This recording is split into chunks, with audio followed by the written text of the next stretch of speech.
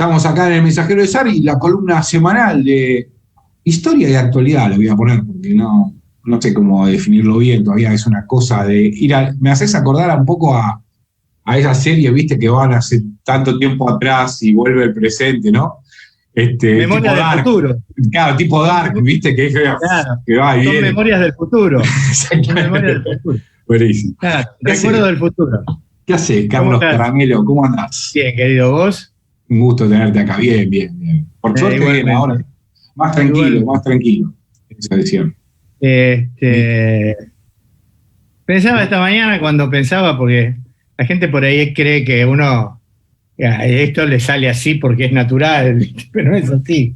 Es medio así, en tu caso es medio así, pero no tanto. No es así. Veía este tema de que Catopodis, caramba, otro intendente del conurbano que se dedicó a putear al kirchnerismo, ¿no?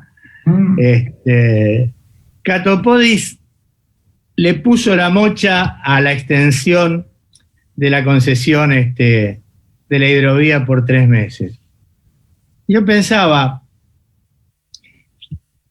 que me parece que amerita hablar un poquito de la batalla de Obligado, de la batalla de la Vuelta de Obligado, porque lo planteamos la semana pasada y porque hoy viene más a cuento que nunca. Claro. Porque en 1845, terminaba 1845, primeros días de noviembre, zarpa de Montevideo, atención, volvemos a hablar de Montevideo. La semana pasada hablamos de Montevideo, ¿se acuerdan? Sí, de acuerdo. Bien. Y algún día deberíamos hablar de por qué Uruguay se separa de la Argentina cuando el mayor héroe uruguayo, que es Artigas, quería ser una provincia argentina. Así que, bueno, en noviembre de 1845 zarpa de Montevideo una escuadra combinada anglo-francesa, custodiando un convoy de 90 buques mercantes de muchos países, no solamente franceses e ingleses, que llevaban diversa mercadería para comercializar en Corrientes y en Paraguay. Primer dato de esta cuestión, querido amigo. La expedición juntaba a franceses e ingleses. 20 buques entre las entre las carboneras, qué sé yo, 20 buques de guerra. 20. Había 5 corbetas francesas, 6 buques de guerra ingleses y franceses. Tipos que se habían pasado 100 años luchando en la guerra de los 100 años. 120, claro, 120. Y aún hoy son rivales en Europa. Siguen siendo. Escúchame, entre 1793 y 1815, Francia e Inglaterra tuvieron nada más que 13 meses de paz. Eso fue conocido. ¿Vos te das cuenta de lo que te digo, no? 1793, 1815. 20 y pico de años tuvieron un año de paz. La caída de Napoleón, 1815. La Gran Guerra, la primera Gran Guerra, la famosa Gran Guerra. Bueno, 30 años después los tipos vienen juntos. Digo, me parece que pongo ese dato en relevancia porque hay que ver cómo nos comportábamos y cómo nos comportamos nosotros y cómo ellos se han comportado igual toda la vida. Sí, el arboletismo de esa época, el arboletismo internacional. No, tiene otra lógica. A ver. Pero digamos, enemigos íntimos se alían con el fin de proteger una historia de comercio en el Río de la Plata. ¿Por qué una historia de comercio? Porque ellos lograban penetrar el Paraná y vender, digamos, sin pasar por la aduana de Buenos Aires, hacían un pingüe negocio. En agosto, o sea, 2-3 meses antes, los espías argentinos ya le habían avisado al gobierno y el general Lucio Mansilla le manda una nota a un juez sanpedrino, un juez de paz, Benito Urraco, y le pide que le informe qué fuerzas ¿qué fuerzas, digamos, de combate tiene el distrito? El hombre le dice, ¿qué como fuerza de combate? Sí, dice, dígame todos los varones que hay entre 15 y 70 años. Tal cual. Bien. Mansilla se entera de que zarpa la flota anglo-francesa y inmediatamente lo manda manda a San Pedro una punta de 170 soldados de caballería e infantería que tenían como función cuidar la laguna de San Pedro y resistir cualquier tipo de intento de desembarco, que en realidad ocurre, porque cuando la flota invasora pasa, por ahí se desprende de varias balleneras y trata de que desembarquen algunos infantes que son rechazados valientemente por los vecinos, comandado por un señor que se llamaba Tomás Obligado. Digo, para que sepan de dónde viene la famosa vuelta. Famosa vuelta. Nosotros teníamos 4 baterías instaladas, 3 a altura, porque tiraban de arriba hacia abajo, y una al ras, porque tiraba a la línea de flotación. Es como una especie era una especie de U, ¿no? Donde... Una especie de U, claro. Porque tenía la idea, conformaba de alguna manera la idea de todos los ingresos a puerto de la América de ese tiempo, en donde había, por ejemplo, si vos vas a la bahía de Cartagena, ¿qué hay? Está el San José de Pastelillo, que tiene los cañones a la altura del mar, que era lo que te bombardeaban la línea de flotación. Y enfrente, ¿qué estaban? Están los cañones que te tiran de arriba para abajo. ¿Y por qué te tiran de arriba para abajo? Pues es muy difícil llevar la bomba para arriba. Esas bombas, digamos. Pensá que eran pelota de fútbol número 5 de hierro. Una de esas, Carlos. Sí, claro. Cada vez decías una de esas, morís. Bueno, nada. El 19 de noviembre, los tipos ya se habían anclado ahí, estaban mirando, habían descubierto además que estaban las cadenas, decían, ¿qué es esto? Pero todo el 19 se tienen que quedar varados. ¿Por qué? Porque no hay vientos favorables, no se podían mover. Y el San Martín, que era la fragata, la que había sido la nave insignia del almirante Brown, y que fue robada, digamos, en la toma de Montevideo, ¿no? Digo, porque convengamos que estos tipos además eran corsarios, no eran marinos señoriales. No era Royal Navy. No, claro. Bueno, esos también son corsarios. Digamos que se tienen que quedar varados, no tienen viento. El San Martín, que venía, la fragata San Martín en realidad, que venía adelante, no tiene viento para avanzar y tratar de destruir las cadenas. Lo que implica que además, anclados y dados ahí, nada. Nos cansamos, las baterías argentinas se cansaron de tirarle al San Martín y a todos los demás. El San Martín, de alguna manera, resiste porque se tiene que quedar anclado, porque si no la corriente se lo lleva para abajo. Claro. Y si la corriente se lleva para abajo la nave insignia, se carga a todos los barcos que vienen atrás, porque vienen como en fila india, digamos, ¿no? Claro. Se calcula que le tiraron alrededor de 100 balas de cañón al San Martín. De hecho, matan a 2 oficiales y a 44 tripulantes, lo que después cuando veas las cifras de toda la batalla, te vas a dar cuenta que no son pocos. 9:30 de la mañana del 20 de noviembre cambia, el viento empieza a soplar, para de llover, y ahí arranca el San Martín tratando de romper las cadenas, a cañonazos. Fíjate vos qué loco. Una locura. Hay que acertarle a una cadena con un cañón, sí. ¿no? Pero bueno, intentan, en una situación de mucha disparidad en términos de lo que tenían ellos, que eran veteranos de la guerra, digamos, y lo que teníamos nosotros. Por ejemplo, nuestros proyectiles eran macizos, eran, como te decía, bolas de hierro. Los franceses tenían balas explosivas.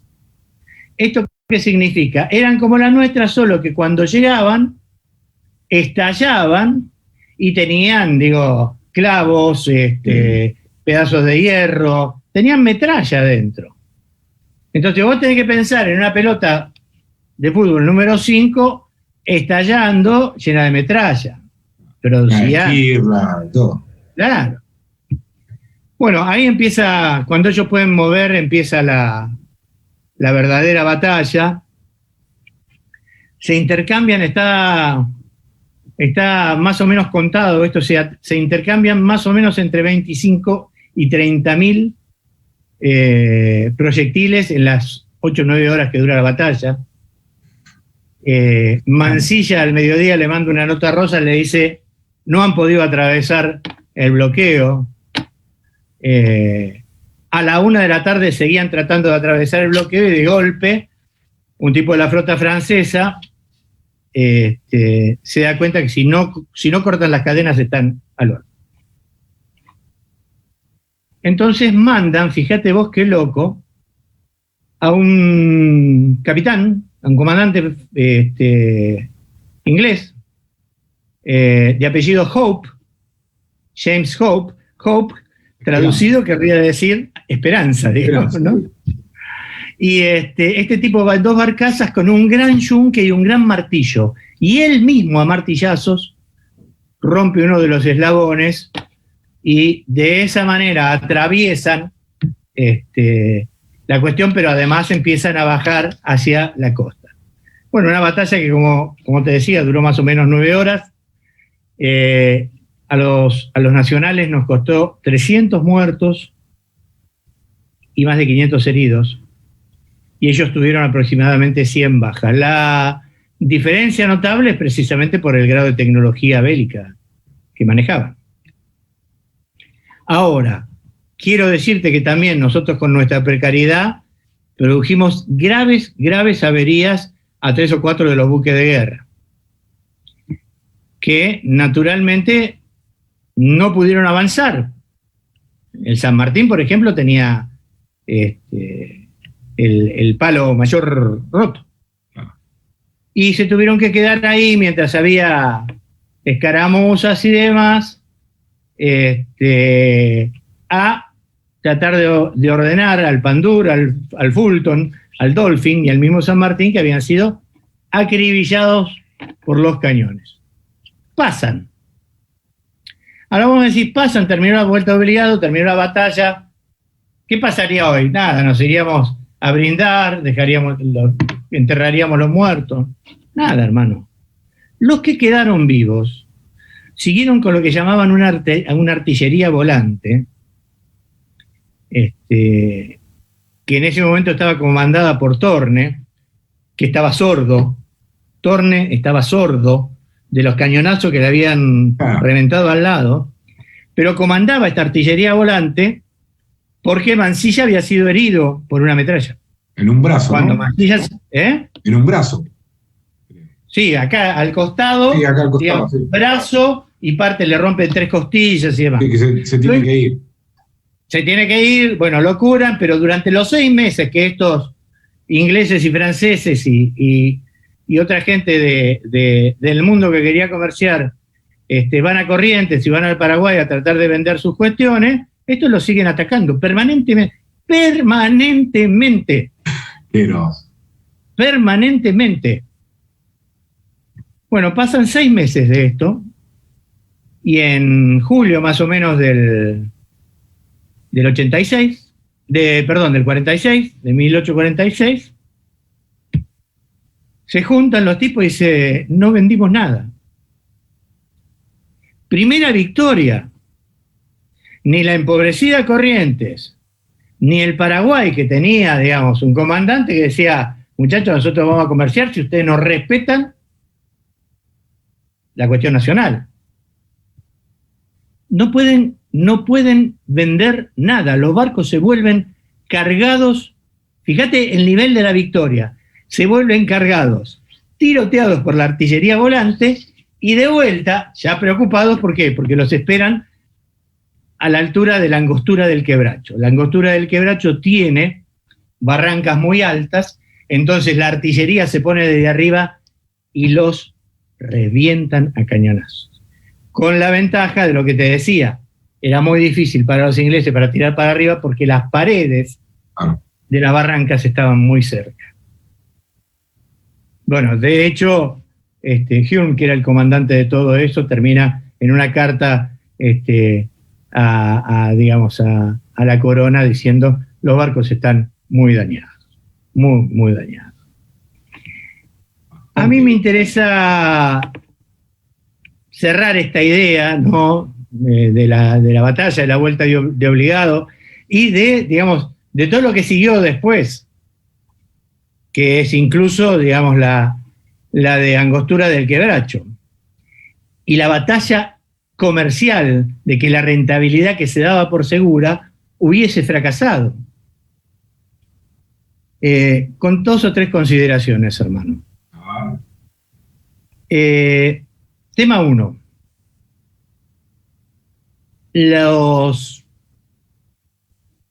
Es una cuestión, lo voy a decir de esta manera, es una cuestión de hombres. Debería decirte, eran otros hombres. Y te lo voy a mostrar con un ejemplo. Un artillero duraba no más de 30 minutos en su arma, porque terminaban bombardeados, terminaban muertos. ¿Vos creés que cuando caía un artillero el arma quedaba descubierta? No, inmediatamente otro tipo se ponía atrás, sabiendo que se iba a morir en 30 minutos. Si duraba mucho. Eran otros hombres porque, después de haber perdido, entre comillas, se dedicaron a hostigarlos 6 meses seguidos, recorriendo el Campanal a caballo con una artillería cargada. No, pero no es joda, pensalo, es tremendo. Y eran otros hombres, básicamente, porque finalmente, cuando se constata la derrota económica, los tipos dicen: no, nos va a salir siempre más barato ir y negociar con estos cosos. ¿Y con quién se encuentran? Con Juan Manuel de Rosas, que tenía la aduana de Buenos Aires, y que le dicen: no, a ver, no sé si les va a salir más barato. Lo cuento hoy que se firmó una extensión de la concesión de la hidrovía, sobre la que ya se advirtió, ni bien ganó este gobierno, que se terminaba en 1 año y medio y que había que empezar a preparar las cuestiones. Bueno, nada, hoy el río Paraná está en manos de funcionarios que en lo único que están pensando es en qué van a hacer cuando terminen esa función. Ergo, no son funcionarios que no funcionan para el pueblo, pero para ellos son impecables. Bueno, tiene que ver con esto que decías vos, ¿no? Son otros hombres, ¿no? Son otros hombres. Sí, no son otros tiempos, son otros hombres. Exactamente. Ahí está la cuestión. Yo igual el tema de la hidrovía, la mal llamada hidrovía, este troncal fluvial, digamos, que es el río Paraná, me parece que va camino, a la privatización, ¿no?